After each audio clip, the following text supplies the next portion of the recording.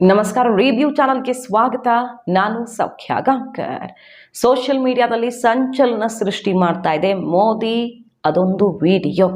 ಹಾಗಾದರೆ ರಾಮ ಮಂದಿರ ಪ್ರಾಣ ಪ್ರತಿಷ್ಠಾಪನೆಯ ಈ ಹೊತ್ತಲ್ಲಿ ಜಗತ್ತಿನ ಗಮನ ಸೆಳೆಯುವಂಥ ಒಂದು ಕಾರ್ಯಕ್ರಮವನ್ನು ಯಶಸ್ವಿಗೊಳಿಸೋದಕ್ಕೆ ಎಲ್ಲ ಸಿದ್ಧತೆಗಳು ಆಗಿರೋ ಹೊತ್ತಲ್ಲಿ ಮೋದಿ ಅತ್ಯಂತ ಕಠಿಣ ಅನುಷ್ಠಾನದೊಂದಿಗೆ ಅಯೋಧ್ಯೆಗೆ ಇನ್ನೇನು ಎಂಟ್ರಿ ಕೊಡ್ತಾರೆ. ಈ ಹೊತ್ತಲ್ಲಿ ಸದ್ದು ಮಾಡ್ತಿರುವ ವಿಡಿಯೋ ಮೋದಿ ಮಹಾಶಪಥ ಸಿಕ್ಕಾಪಟ್ಟೆ ಸದ್ದು ಮಾಡ್ತಾ ಇದೆ, ವೈರಲ್ ಆಗ್ತಾ ಇದೆ. ಮಾಹಿತಿನ ಮುಂದೆ ಇಡ್ತಾ ಇದೀವಿ. ಮಿಸ್ ಮಾಡಿದ್ರೆ ನಮ್ಮ ಚಾನಲ್ನ ಸಬ್ಸ್ಕ್ರೈಬ್ ಮಾಡಿ, ಹಾಗೆ ನಿಮ್ಮ ಅಭಿಪ್ರಾಯ ಕಮೆಂಟ್ ಮಾಡಿ ತಿಳಿಸಿ. ವೀಕ್ಷಕರು, ಇವತ್ತು ನರೇಂದ್ರ ಮೋದಿ ಪ್ರಾಣ ಪ್ರತಿಷ್ಠಾಪನೆ, ಗರ್ಭಗುಡಿ ಪ್ರವೇಶದ ಬಗ್ಗೆ ಒಂದಿಷ್ಟು ಅಪಸ್ವರಗಳೆಲ್ಲ ಎದ್ವು.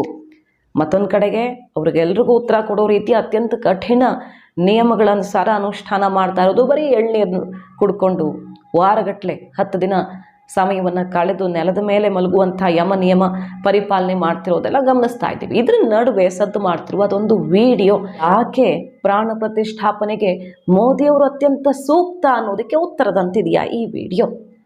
ಹಲವು ವರ್ಷಗಳ ಹಿಂದಿನ ವಿಡಿಯೋ, 3 ದಶಕದ ಹಿಂದಿನ ವಿಡಿಯೋ ಒಂದು ಸದ್ದು ಮಾಡ್ತಾ ಇದೆ. ನರೇಂದ್ರ ಮೋದಿ ಅತ್ಯಂತ ಭಾವುಕರಾಗಿ ಕಣ್ಣಲ್ಲಿ ನೀರು ತುಂಬಿಕೊಂಡು ಗದ್ಗದಿತರಾಗಿ ಆಡಿದಂಥ ಮಾತುಗಳು ಇಲ್ಲಿ ಯಾರ್ಯಾರು ಕರಸೇವಕರು ಅಥವಾ ಪರಿಶ್ರಮ ಹಾಕಿದವರಿದ್ದಾರೋ ಮಂದಿರಕ್ಕೆ, ಅವರ ಪರಿಶ್ರಮ ವ್ಯರ್ಥವಾಗೋಕೆ ಬಿಡಲ್ಲ. ನನ್ನ ಜೊತೆಗಾರರಿಗೆ ನಾನು ಸೆಲ್ಯೂಟ್ ಮಾಡ್ತೀನಿ ಮತ್ತು ಅವರೆಲ್ಲರ ಪರಿಶ್ರಮಕ್ಕೆ ಫಲ ಸಿಕ್ಕೇ ಸಿಗುವಂತೆ ಮಾಡ್ತೀನಿ ಅಂತ ಮೋದಿ ಆಡಿದ್ದಂಥ ಮಾತುಗಳು ಸದ್ದು ಮಾಡ್ತಿವೆ, ವೈರಲ್ ಆಗ್ತಿವೆ. ಅದರ ಜೊತೆಗೆ ಮೋದಿ ಮಹಾಶಪಥದ ಬಗ್ಗೆ ಸೋಷಿಯಲ್ ಮೀಡಿಯಾದಲ್ಲಿ ಸಿಕ್ಕಾಪಟ್ಟೆ ಸಂಚಲನ ಈಗ ಸೃಷ್ಟಿಯಾಗಿದೆ. ಏನದು ಹಾಗಾದರೆ? ದೊಡ್ಡದೊಂದು ಯಾತ್ರೆಯನ್ನು ಏನು ಕೈಗೊಂಡ್ರು, ಅದರ ಭಾಗವಾಗಿ ಅಯೋಧ್ಯೆಯ ಮೂಲಕ ಹೋಗಿದ್ದು ಮತ್ತು ಅಲ್ಲೊಂದು ಮಹಾಶಪಥ ಮಾಡಿದ್ರು, ಇಲ್ಲಿ ರಾಮ ಮಂದಿರ ಆಗೋ ತನಕ ನಾನು ಯಾವತ್ತೂ ಕಾಲಿಡಲ್ಲ ಅಂತ. ಅದೇ ರೀತಿ 29 ವರ್ಷಗಳಾದ ಮೇಲೆ ಅಯೋಧ್ಯೆಗೆ ಹೋಗ್ತಾರೆ, ಶಂಕುಸ್ಥಾಪನೆ ಮಾಡ್ತಾರೆ. ಅದಾಗಿ ಈಗ 2 ವರ್ಷಕ್ಕೆ ಮಂದಿರದಲ್ಲಿ ಪ್ರಾಣ ಪ್ರತಿಷ್ಠಾಪನೆಯ ಮುಹೂರ್ತ ಕೂಡ ಕೂಡಿ ಬಂದಿದೆ. ಎಲ್ಲಕ್ಕಿಂತ ಇಂಟ್ರೆಸ್ಟಿಂಗ್, ಅಡ್ವಾಣಿಯವರ ರಥಯಾತ್ರೆ ಅತ್ಯಂತ ಪ್ರಮುಖ ಪಾತ್ರ ವಹಿಸಿದ್ದ ನರೇಂದ್ರ ಮೋದಿಯವರು ಅವತ್ತು ಗುಜರಾತ್ನ ಜನರಲ್ ಸೆಕ್ರೆಟರಿ ಆಗಿದ್ದು ಗುಜರಾತ್ನಲ್ಲಿ. ಮತ್ತು ಮಂದಿರ್ ವಹಿ ಥಾ ವಹಿ ಹೇ ವಹಿ ಬನಾಯೆಂಗೆ, ಹಮ್ ಆಯೆಂಗೆ, ರಾಮ್ಲಲ್ಲಾ ಹಮ್ ಆಯೆಂಗೆ, ಮಂದಿರ್ ವಹಿ ಬನಾಯೆಂಗೆ ಅತ್ಯಂತ ಪ್ರಸಿದ್ಧ ಮಾತೇನಿದೆ, ರಾಮ ಮಂದಿರಕ್ಕೆ ಸಂಬಂಧಪಟ್ಟಂತೆ ಘೋಷಣೆ ಏನಿದೆ, ಅದನ್ನು ಹುಟ್ಟು ಹಾಕಿದ್ದು ನರೇಂದ್ರ ಮೋದಿಯವರು ಅನ್ನುವ ವಿಚಾರವೂ ಕೂಡ ಈಗ ಸೋಷಿಯಲ್ ಮೀಡಿಯಾದಲ್ಲಿ ಸದ್ದು ಮಾಡ್ತಾ ಇದೆ. ಸೊ ಸದ್ದಿಲ್ಲದೆ ಅವತ್ತು ಮೋದಿಯವರು ಮಾಡಿದ್ದ ಕೆಲಸ ಮತ್ತು ಪ್ರಧಾನಿಯಾದ ಬಳಿಕ ಅವ್ರಿಗೆ ಸಿಕ್ಕಿರುವಂಥ ಅವಕಾಶ, ಮಂದಿರವಿದ್ದ ಜಾಗದಲ್ಲಿ ಇವತ್ತು ಭವ್ಯ ಮಂದಿರ ಮತ್ತೆ ತಲೆ ಎತ್ತಿ ರಾಮ ಪ್ರಾಣ ಪ್ರತಿಷ್ಠಾಪನೆಗೆ ಮುಹೂರ್ತಾನು ಫಿಕ್ಸ್ ಆಗಿದೆ. ಇದಲ್ವಾ ಮಾಡಿದ ಶಪಥವನ್ನು, ಆಡಿದ ಮಾತನ್ನು ಉಳಿಸ್ಕೊಳ್ಳೋದು ಅಂದರೆ ಅನ್ನುವ ವಿಚಾರ ಇವತ್ತು BJP ಕಾರ್ಯಕರ್ತರ ಸಂತಸಕ್ಕೆ ಕಾರಣವಾಗಿದೆ ಮತ್ತು ಸೋಷಿಯಲ್ ಮೀಡಿಯಾದಲ್ಲಿ ಸಿಕ್ಕಾಪಟ್ಟೆ ಸಂಚಲನ ಸೃಷ್ಟಿ ಮಾಡಿದೆ. ಇದೊಂದು ಶಪಥ ಆಯಿತು.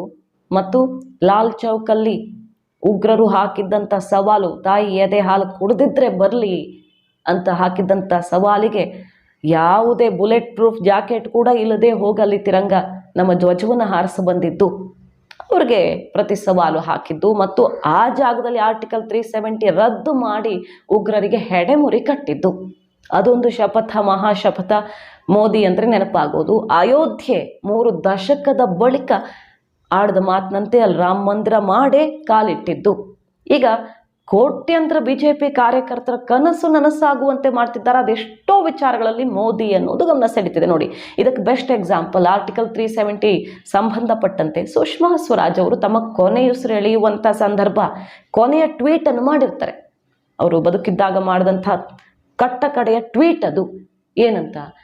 ನಾ ಈ ದಿನಕ್ಕಾಗಿ ಉಸಿರು ಹಿಡ್ಕೊಂಡಿದ್ದೆ, ನನ್ನ ಜೀವ ಇರುವಾಗ ಇದನ್ನು ನೋಡ್ಬೇಕಂತ ಇತ್ತು, ಮೋದಿಯವರ ನಾಯಕತ್ವದಲ್ಲಿ ಸಾಧ್ಯ ಆಯಿತು, ಸಾವಿರ ಕೋಟಿ ನಮನಗಳು ನಿಮಗೆ ಮೋದಿಯವರೇ ಅಂತ ಬರೆದು ಕೊನೆಯ ಉಸಿರು ಎಳೆದಿರ್ತಾರೆ ಟ್ವೀಟ್ ಮಾಡಿ.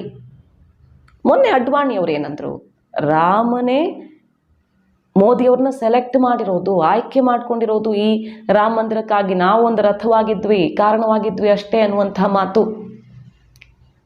ಎಷ್ಟೋ ಜನ BJP ಒಳಗಡೆ ಕ್ರಿಟಿಕ್ಗಳಿದ್ರಲ್ಲ, ಮೋದಿ ಬಂದಾಗ ವಿರೋಧಿಸಿದವರು, ಅಡ್ವಾಣಿ ಅಥವಾ ಪ್ರಮುಖರನ್ನೆಲ್ಲ ಹಿರಿಯರನ್ನೆಲ್ಲ ಮೂಲೆಗುಂಪು ಮಾಡಿದ್ರು ಅಂತ ಆಕ್ರೋಶ ವ್ಯಕ್ತವಾಗ್ತಾ ಇತ್ತು. ಮೋದಿ ನಾಯಕತ್ವದಲ್ಲಿ ಅವರ ಸರ್ಕಾರದ ಅವಧಿಯಲ್ಲಿ ಅಭಿವೃದ್ಧಿಗಳೇ ಆಗ್ತಿಲ್ಲ ಅಂತ BJP ಒಳಗಡೆನೇ ಟೀಕೆ ಮಾಡಿದಂಥ ಪ್ರಮುಖರಿದ್ರಲ್ಲ, ಅವರು ಇವತ್ತು ಅಟಲ್ ಸೇತು ಇದಕ್ಕೆಲ್ಲ ಬಾಯಿ ತುಂಬ ಹೊಗಳ್ತಿದ್ದಾರೆ. ಅದಕ್ಕೆ ಬೆಸ್ಟ್ ಎಕ್ಸಾಂಪಲ್ ಸುಧೀಂದ್ರ ಕುಲಕರ್ಣಿ. ರಾಹುಲ್ ಗಾಂಧಿ ಮುಂದೊಂದು ದಿನ ದೇಶದ ಪ್ರಧಾನಿ ಆಗ್ತಾರೆ, ದೇಶಕ್ಕೆ ಬೇಕಾಗಿರೋ ನಾಯಕ ಅಂತ ಕೊಂಡಾಡಿದ್ದ ಅಡ್ವಾಣಿ ಕ್ಯಾಂಪ್ನ ಪರಮಾಪ್ತ ನಾಯಕ ಸುಧೀಂದ್ರ ಕುಲಕರ್ಣಿ ಸಂವಿಧಾನ ರಚನೆಯಲ್ಲಿ ಅಂಬೇಡ್ಕರ್ ಅವ್ರಿಗಿಂತನೂ ನೆಹರು ಅವರ ಪಾತ್ರ ದೊಡ್ಡದು ಅಂತ ಸ್ಟೇಟ್ಮೆಂಟ್ ಕೊಟ್ಟು ಸದ್ದು ಮಾಡಿದಂತಹ BJP ನಾಯಕ ಸುಧೀಂದ್ರ ಕುಲಕರ್ಣಿ ಇವತ್ತು ನರೇಂದ್ರ ಮೋದಿ ಅವರ ಕಾಲದಲ್ಲಿ ಆಗ್ತಿರೋ ಅಭಿವೃದ್ಧಿ ಎಲ್ಲೂ ಆಗ್ತಿಲ್ಲ. ಅದಕ್ಕೆ ಬೆಸ್ಟ್ ಎಕ್ಸಾಂಪಲ್ ಅಟಲ್ ಸೇತು ಅಂತ ಕೊಂಡಾಡಿದ್ದಾರೆ. ಅಷ್ಟು ವೇಗವಾಗಿ ಆಗ್ತಾ ಇದೆ ಅಭಿವೃದ್ಧಿ ಅಂತ. ಸೊ ಮೋದಿ ಪಕ್ಷದ ಒಳಗಡೆ ಮತ್ತು ಹೊರಗಡೆ ವಿರೋಧ ಮಾಡೋರು ಕೂಡ ಈಗ ಒಪ್ಪಿಕೊಳ್ಳಲೇಬೇಕಾದಂತಹ ಒಂದು ಪರಿಸ್ಥಿತಿಯನ್ನು ಸೃಷ್ಟಿ ಮಾಡಿದ್ದಾರೆ. ಫಾರ್ ಎಕ್ಸಾಂಪಲ್ ನೋಡಿ, ಶತ್ರುಗಳು ವಿರೋಧ ಪಕ್ಷದಲ್ಲಿದ್ದವರು ರಾಮ ಮಂದಿರ ಪ್ರಾಣ ಪ್ರತಿಷ್ಠಾಪನೆ ಕಾರ್ಯಕ್ರಮದಿಂದ ಅಂತರ ಕಾಯ್ದುಕೊಂಡಿರಬಹುದು, ಬಟ್ ರಾಮ ಜಪ ಮಾಡುವಂತಾಗಿದೆ. ಯಾರು ರಾಮ ಕಾಲ್ಪನಿಕ, ಅದೊಂದು ಫಿಕ್ಷನ್ ಅಂತ ಹೇಳಿದ್ರು ರಾಮಾಯಣದ ಬಗ್ಗೆ, ಅಫಿಡವಿಟ್ ಹಾಕಿದವರೇ ಇವತ್ತು ರಾಮನ ಭಜನೆ ಕೇಳೋ ಹಾಗಾಗಿದೆ. ಕಪಿಲ್ ಸಿಬಲ್ ಅವರು ರಾಮ ಸೇತು ವಿಚಾರದಲ್ಲಿ ಯಾರು ಅಫಿಡವಿಟ್ ಹಾಕಿದ್ರಲ್ಲ, ಅದೇ ಕಪಿಲ್ ಸಿಬಲ್ ಅವರು ಮಾಜಿ ಸಚಿವ, ಕೇಂದ್ರ ಸಚಿವ ಆಗಿದ್ದವರು. ಇವತ್ತು ಫಾರೂಕ್ ಅಬ್ದುಲ್ಲಾ ಅವರು ಒಂದು ಇಂಟರ್ವ್ಯೂ ಮಾಡಿದ್ದಾರೆ ಅವ್ರ ಯೂಟ್ಯೂಬ್ ಚಾನಲಲ್ಲಿ. ಫಾರೂಕ್ ಅಬ್ದುಲ್ಲಾ ಅವ್ರು ಏನು ಹೇಳ್ತಾರೆ, ಜಮ್ಮು ಕಾಶ್ಮೀರ ಮಾಜಿ ಮುಖ್ಯಮಂತ್ರಿ, ನನ್ನ ರಾಮ ಹೇಗಿದ್ದಾನೆ ಅಂತ ಒಂದು ಹಾಡನ್ನು ಹಾಡು ತೋರಿಸ್ತಾರೆ ಅವರು. ಸೊ ವಿರೋಧ ಮಾಡಿದವರು ಕೂಡ, ರಾಮನ ಅಸ್ತಿತ್ವವನ್ನೇ ಪ್ರಶ್ನೆ ಮಾಡಿದವರು ಕೂಡ ಇವತ್ತು ರಾಮ ಜಪ ಮಾಡುವಂತಾಗಿದೆ ದೇಶದಲ್ಲಿ. ಇದು ಈಗ BJP ಕಾರ್ಯಕರ್ತರನ್ನ ಪುಳಕಿತಗೊಳಿಸಿರೋ ವಿಷಯ. ಇಂತಹ ಒಬ್ಬ ನಾಯಕ ಬಂದೇ ಬರ್ತಾನೆ ಅಂತ ವಾಜಪೇಯಿ ಅವರು ಆಡಿದಂತಹ ಮಾತು, ಸೂರಜ್ ನಿಖಲೇಗ, ಕಮಲ್ ಖಿಲೇಗ, ಮೋದಿಯವರು ಎಲ್ಲ ಕ್ಷೇತ್ರಗಳಲ್ಲೂ ನಿಜ ಮಾಡ್ತಿದ್ದಾರಾ, ನಮ್ಮ ಕನಸುಗಳನ್ನು ನನಸು ಮಾಡೋಕೆ ಮೋದಿ ಬಂದಿದ್ದಾರಾ ಅಂತ ಈ ಎಲ್ಲ ವಿಡಿಯೋಗಳನ್ನು ಹರಿಬಿಟ್ಟು ರಾಮ ಮಂದಿರ ಪ್ರಾಣ ಪ್ರತಿಷ್ಠಾಪನೆ ಟೈಮಲ್ಲಿ BJP ಕಾರ್ಯಕರ್ತರನ್ನ ಪುಳಕಿತಗೊಳಿಸಿರೋ ವಿಷಯ. ಮಾಹಿತಿ ನಿಮ್ಗೆ ಇಷ್ಟ ಆಗಿದ್ರೆ ಮಿಸ್ ಮಾಡಿದ್ರೆ ನಮ್ಮ ಚಾನಲ್ನ ಸಬ್ಸ್ಕ್ರೈಬ್ ಮಾಡಿ, ಹಾಗೆ ನಿಮ್ಮ ಅಭಿಪ್ರಾಯ ಕಮೆಂಟ್ ಮಾಡಿ ತಿಳಿಸಿ. Thank you.